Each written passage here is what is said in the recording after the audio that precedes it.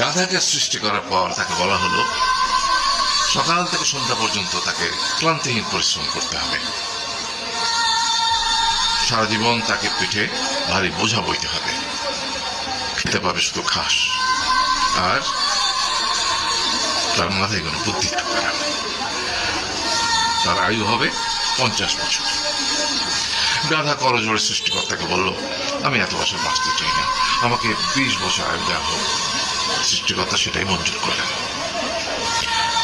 কুকুরকে যখন সৃষ্টি করা হলো তখন তাকে বলা হলো যে সে হবে মানুষের সবচেয়ে বড় বন্ধু, কিন্তু সে খাবে মানুষের উচ্ছিষ্ট, এবং তার আয়ু হবে 30 বছর। কুকুর সৃষ্টিকর্তাকে বললো, আমি এত বছর বাঁচতে চাই না, আমাকে 15 বছর আয়ু দেওয়া হোক। সেটাই এরপর বানরকে বলা হলো, তুমি শুধু গাছে